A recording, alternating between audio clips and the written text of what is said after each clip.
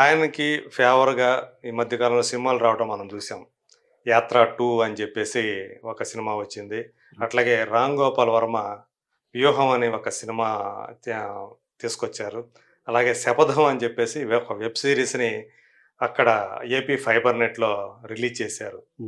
So, ఈ ఈ ఈ ఏమన్నా జనాల్లోకి ఎక్కే అవకాశం ఉంటదంటారా అసలు? నంబర్ 1 ఒకటి రాజశేఖర రెడ్డి గారిది అది 'యాత్ర'. అది అది రాజశేఖర రెడ్డి గారి దాంట్లో ఆ! ఈయన్ని ఇంక్లూడ్ చేశారు ఇప్పుడు. రాజశేఖర రెడ్డి గారి ప్రభావంలో ఎక్కువ ఉంది. అది 'యాత్ర' వచ్చేసి వైఎస్ రాజశేఖర రెడ్డి చేసిన పాదయాత్ర. 'యాత్ర 2' వచ్చేసి ఎన్నికల ముందు జగన్ చేసినటువంటి పాదయాత్ర. దాని మీద 'యాత్ర 2' చేశారు ఇప్పుడు. సో, వచ్చింది, ఎళ్ళింది.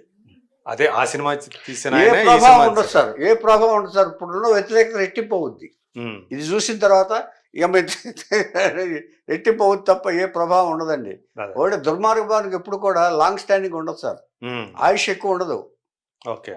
షార్ట్ పీరియడే ఉంటుంది. మంచితనానికి ఆయుష్ ఎక్కువ, దుర్మార్గానికి ఆయుష్ తక్కువ. ఖచ్చితంగా దుర్మార్గం అని ప్రతి వ్యక్తికి తెలుస్తుంది. ఒక వ్యక్తిని తిడుతుంటే మనం ఏమనుకుంటాం సార్, పక్కింటి వాళ్ళు ఎదురుగుండా వాళ్ళు పోటాడుకుంటున్నారు అనుకోండి, సపోజ్ బూతులు తిట్టుకుంటున్నారు, ఈ ఇంట్లో మీరున్నారు, ఏమనుకుంటారు మీరు? అంతే కదా, చాలా కష్టంగా ఉంటుంది, మనకు భరించడం కష్టంగా ఉంటుంది. భరించడం కష్టంగా, అక్కడ ఉండటం కష్టం అవుతుంది కదా. అవును. అలాంటిదే ఇప్పుడు ఈ పరిపాలన. అంచేత భరించడం కష్టంగా వ్యక్తులందరూ భరించలేని భాషను ఉపయోగిస్తున్నారు. భరించలేక ఇప్పుడు ఏ సంబంధం లేని మంచి వాళ్ళని కూడా తిడుతుంటే ఇప్పుడు రేపు పొద్దున ఓటు రూపంలో తమ నిర్ణయాన్ని జనం చెప్పే అవకాశాలు ఎక్కువగా ఉన్నాయని అనుకుంటున్నారా? జనం మారాలి సార్, జనం చెప్పాలి సార్. అంటే మ్యాక్సిమం ఒక డబ్బుల మీద ఆశ ఉన్నవాళ్ళు తప్పండి, మిగతా వాళ్ళందరూ కూడా మారారు సార్ కొంత మానసికంగా. ఎవరో ఇక లోపల కూర్చొని ఆ డబ్బులు వస్తే తప్ప మేమేం చేయలేమనే కొంత పర్సంటేజ్ అటు వెళ్తారు సార్, సందేహం లేదు. అదే, అటు వేస్తారు, వేయరని మాత్రం అనుకోవడానికి లేదు. అదే, ఏచేతంటే డబ్బులు ఇస్తే ఎవరు వస్తుంటారు? అంచేత అది మార్చుకోవాలి. మనం డబ్బులు కాదు కావాల్సింది, మనం ఏం అడిగితే అది. అసలు ఇల్లు కూడా ఆయన కూడా ప్రవేశపెట్టాడు కదా, ఇళ్ళే పేదవాళ్ళకి ఇల్లు. ఆయన కూడా డబ్బులు ఇచ్చాడు కదా. చంద్రబాబు నాయుడు గారి కాలంలో 1,80,000 ఇచ్చింది. ఇవాటికి బోర్డులు ఉన్నాయి, ఆ ప్రభుత్వం ఇచ్చిన బోర్డులు ఉన్నాయి. ఏమంటే అన్నపూర్ణ ఆడాళ్ళకి సంచులు ఇచ్చాడు, డ్వాక్రా మహిళలకు ఆయన ఇచ్చాడు, పసుపు కుంకుమని పెట్టి ఇచ్చాడు, పసుపు సంచుల్లోనూ. ఉద్యోగాలు లేని వాళ్ళకి డబ్బులు ఇచ్చాడు ఆయన. ఇంకేంటి ఇప్పుడు నేననేది, తనకు ఒక అవకాశం ఇవ్వమని చెప్పేసి ఆయన అడిగినందువల్ల ఇచ్చారని అనుకున్నా. ఒకవేళ చూద్దాం ఏంది కూడా ఎలా చేస్తాడు. అసలు అవకాశం ఇవ్వమనంటే వీళ్ళు ఎలా నమ్ముతారు సార్? అసలు నమ్మింది ప్రజల పొరపాటు సార్. అదే, అంటే సినిమాలో క్లైమాక్స్ ఎక్సైట్మెంట్ అయ్యి ఓట్లు వేయటానికి, ఓటు అనేది ఆలోచించి వేయాలి సార్. ఓటు అనేది తపస్సు లాంటిది అసలు. ఇప్పుడు చంద్రబాబు నాయుడు గారికి 70. ఇప్పుడు అందరూ దండం పెట్టుకుంటారు సార్, అందరూ దండం పెట్టుకుంటారు. దేవుడు అందరికి ప్రశిక్ష అవుతాడా? దేవుడు అందరికి మంచి చేస్తాడా? లేదు. అందరూ ప్రవచనాలు చెప్తారు, మరి వీళ్ళ ప్రవచనాలు ఎందుకు అంటున్నారు? అంచేత మనం సెలెక్ట్ చేసుకోవాలి. అదే, ఎవరు సెలెక్ట్ చేసుకోవాలి? కామన్ మ్యాన్ సెలెక్ట్ చేసుకోవాలి. ఈసారి కామన్ మ్యాన్ అత్యాస వల్ల, కామన్ మ్యాన్ ఒక మనో దౌర్బల్యం వల్ల, అంటే దరిద్రమైన అడుక్కు తినే మనస్తత్వం వల్ల, కామన్ మ్యాన్ అడుక్కు తినే మనస్తత్వం వల్ల, ఓటర్ మనస్తత్వం వల్ల వీళ్ళు ఇలాంటి పరిపాలకులు వస్తున్నారు సార్. అదే, సో వాళ్ళ పరిపాలన ఎలా ఉండాలి అంటేనండి, మీకు ఒక పరిపాలకుడు ఎలా ఉండాలనే దానికి చెప్తాను నేను. అంటే గాంధీ గారి గురించి ఒక విషయం చెప్పాలి మీకు. ఆయన ఎన్ని కష్టాలు పడ్డాడో, ఎన్ని ఇది చేశారో స్వాతంత్రం కోసం మీకు తెలుసు కదా. దెబ్బలు తిన్నాడు, ఇది చేశారు.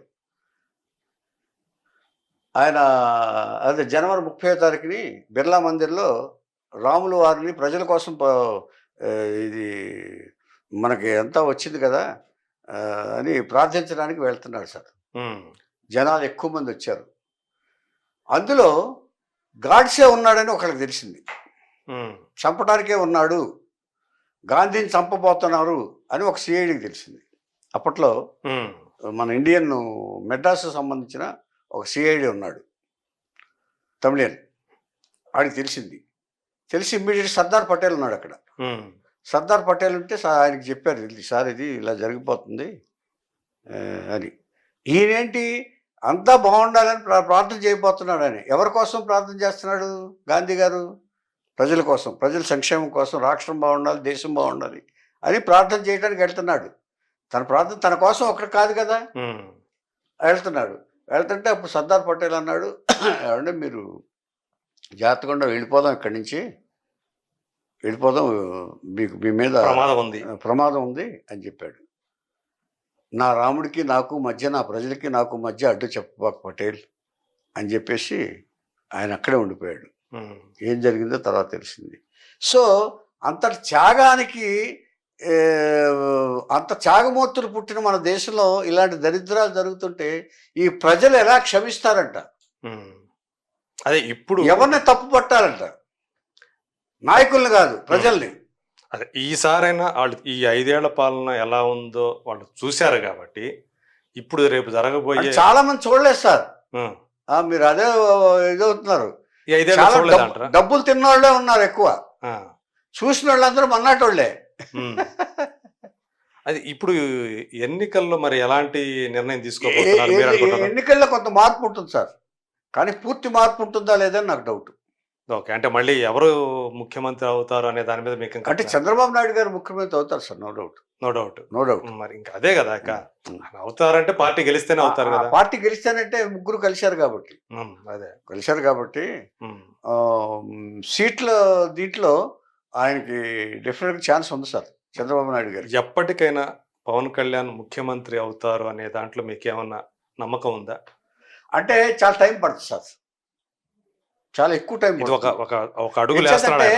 సంస్థాగతంగా ఆయన బాగా డెవలప్ చేసుకుంటూ ఇటుకు కట్టుకుంటారు. ఇప్పుడు పునాది మాత్రమే పడుతుంది సార్ దీంట్లో. అదే గ్రౌండ్ లెవెల్లో పునాది మాత్రమే పడుతుంది.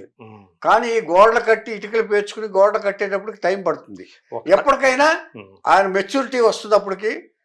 అంటే ఆయన చేసే మంచి, ఇప్పుడు రేపు ప్రభుత్వం వచ్చింది అనుకోండి, ఆయన కూడా యాక్టివ్ అవుతారు కదా. యాక్టివ్ అయినప్పుడు ప్రజల్లో కూడా ఒక మార్పు వస్తుంది. ప్రజల్లో ఇంకా ఫుల్ ఫ్లెడ్జ్డ్ ఇంప్రెషన్ ఇంకా తీసుకురాలేదు సార్ ఆయన, రాలా. ఓకే, ఈ సభలు హెల్ప్ చేస్తున్నాయి ఆయనకు. ఇప్పుడు ఈ ఎలక్షన్ అయ్యేటప్పటికి పర్సంటేజ్కి ఆయన అందుతాడు సార్. మీకు 5 ఏళ్ల క్రితంతో పోలిస్తే ఇప్పుడు ఆయన బెటరు ఆయన చెప్పే ఉపన్యాసాల్లో మెచ్యూరిటీ ఉంది, మనిషిలో పాయింట్ ఉంది. తర్వాత ఎవరిని విమర్శ కూడా సహేతుకంగా ఉన్నాయి, విమర్శలు కూడా సహేతుకంగా ఉండాలి సార్, అది ఉండాలి. ఎందుకంటే మనం అందుకనే సార్ ఇలాంటి అధర్మ పరులు ఉండబట్టే మన సత్యయుగంలోనేమో 1,00,000 సంవత్సరాలు జీవితం, త్రేతాయుగంలోనేమో 11,000 12,000 సంవత్సరాలు, ద్వాపర యుగంలో శ్రీకృష్ణుడు 120 సంవత్సరాలు బతికాడు. మనం ఎంతకాలం బతుకుతున్నాం? అంచేత ఈ అధమ పాలన అంతం అవ్వాలి అంటే ప్రజల్లో మార్పు రావాలి, ప్రజలే చేయాలి. ఎంచేతంటే ఒక్కసారి శ్రీరాముడి కాలాన్ని తీసుకుంటే చాకలోడి మాటకు వాల్యూ ఇచ్చాడు ఆయన. అలాంటి రాజులు ఉన్నప్పుడు ప్రజల మాటకు వాల్యూ ఇచ్చినప్పుడు ప్రజలు ఎవరిని ఎన్నుకోవాలనేది ప్రజలే నిర్ణయించుకోవాలి. అంటే నాలాంటి వాడు, నేను కూడా ప్రజల్లో ఒకడినే, కామన్ మ్యాన్నే. అంచేత కామన్ పీపుల్లో మార్పు కనుక వస్తే డెఫినెట్గా మంచి ప్రభుత్వాలు వస్తాయి. మంచి ప్రభుత్వం వస్తే మంచి పరిపాలన వస్తుంది. మంచి పరిపాలన వస్తే ఏమంటే ఏమీ నమ్మకం లేకపోతే 33,000 ఎకరాలు చంద్రబాబు నాయుడు గారికి ఇస్తారా? ఈ తేగలడా చెప్పండి? ఎంత నమ్మకం ఉంటే ఇస్తారు? వాళ్ళని ఎంత ఇంప్రెస్ చేయగలిగితే వాళ్ళు అన్ని ఎకరాలు ఇచ్చారు ఫ్రీగా. అంచేతంటే వాళ్ళకు కూడా, అంటే తను తీసుకోవడమే కాదు, వాళ్ళకు కూడా లాభం కలిగించి ఆ సైట్ని పెంచి, నేను మీకు ఇది ఇస్తాను, నేను డబ్బులు ఇస్తే మీకు సైట్లు డెవలప్ చేసి ఇస్తానని చెప్పి అంటే అది క్రియేట్ చేయగలిగారు కదా. అంటే ఈ చేసుకున్నాడా? ఈసారి అమరావతి అంశం కూడా ఒక కీలకమైన, అసలు మెయిన్ చంద్రబాబు రావాల్సింది రాజధాని కోసమే. చంద్రబాబు రాకపోతే రాజధాని రాదు. చంద్రబాబు ఇది గోల్డెన్ హస్తంతో రాజధాని తీసుకొస్తే బాగుంటుంది. కాబట్టి అమరావతిని చూజ్ చేసుకోవటంలోనే, బౌద్ధుడి ప్రాంతాన్ని చూజ్ చేసుకోవటంలోనే చంద్రబాబు యొక్క మనస్తత్వం ప్రజలు గ్రహించాలి సార్. ఉమ్, బుద్ధుడు కూడా ప్రజల కోసమే వెళ్ళిపోయాడు. తను దీన్ని తీసుకున్నాడు. ప్రజల కష్టాలు చూసి, ఎవరో ఏడుస్తుంటే చూసి అదే ప్రజల మార్పు వచ్చింది. అలాగే చంద్రబాబు కూడా తనకి ఆశ లేదు సార్. తనకే ఆశ లేదు. ఆశ ఉన్నవాడు ఎన్ని ఎన్ని వేల కోట్లను ఆశ ఉన్నవాళ్ళే ఇప్పుడు బాగా ఇదవుతున్నారు.